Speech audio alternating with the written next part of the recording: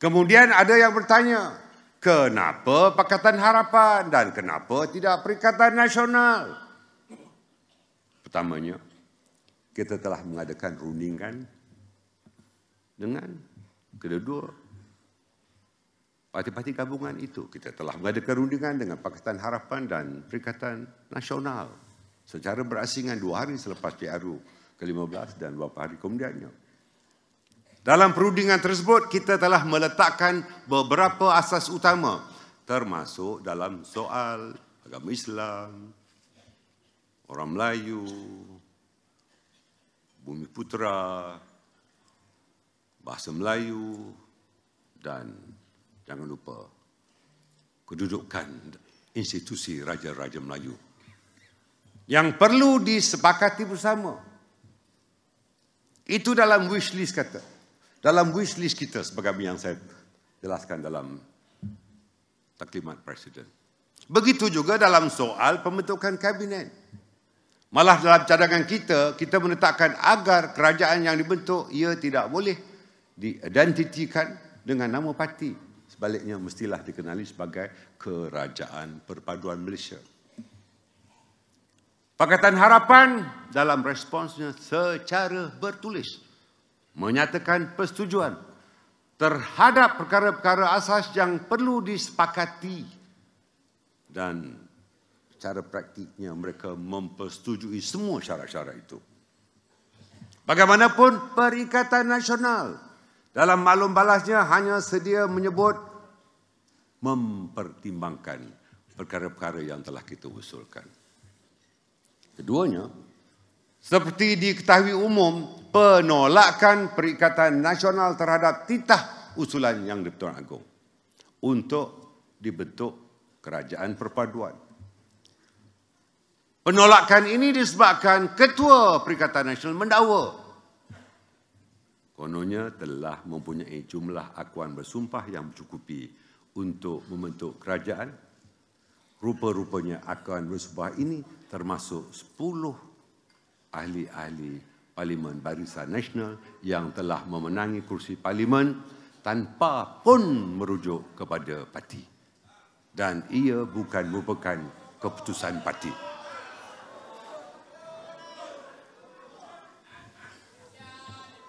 Para perwakilan ini juga menjadi faktor kenapa kita tidak boleh bersama Perikatan Nasional.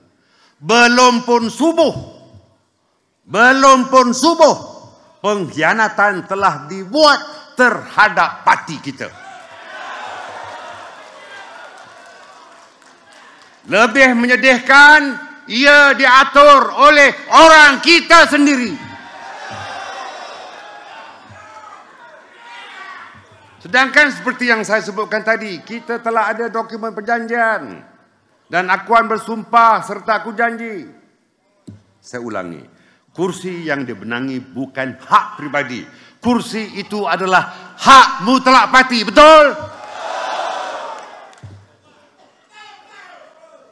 Saudara-saudari, atas sebab itu, kita berbincang dan kita bersetuju untuk membentuk kerajaan bersama Pakatan Harapan dengan rakan-rakan dari Sabah dan Sarawak.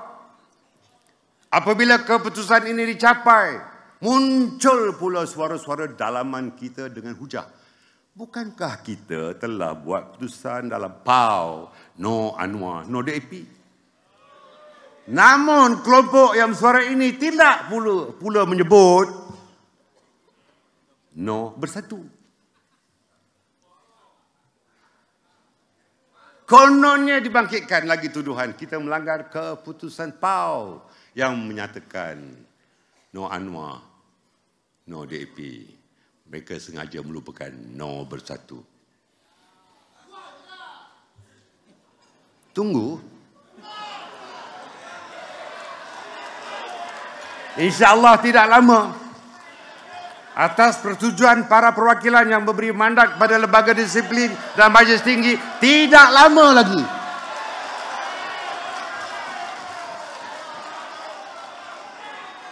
namun sebagai sebuah parti berperlembagaan, kita membuat keputusan sesuai dengan perlembagaan UMNO. Dalam perlembagaan UMNO kita, pasal 9.1 menyebutkan Majlis tertinggi adalah menjadi badan yang menjalankan pentadbiran hal ehwal UMNO di bawah kekuasaan dan perintah Perhimpunan Agung, dan Majlis Kerja Tertinggi MKT adalah berkuasa menjalankan sebarang langkah bagi pihak Perhimpunan Agung pada masa ketiadaannya, tetapi segala langkahnya itu hendaklah dimaklumkan kepada Perhimpunan Agung. Selain itu, pendirian kita adalah selaras dengan perakuan yang kita berikan kepada Yang di-Pertuan Agong untuk menerima titah usul baginda tuanku supaya diwujudkan kerajaan perpaduan. Pada masa yang sama, Pakatan Harapan juga bersetuju dengan titah Yang di-Pertuan Agong. Sebaliknya, Perikatan Nasional menolak titah berkenaan.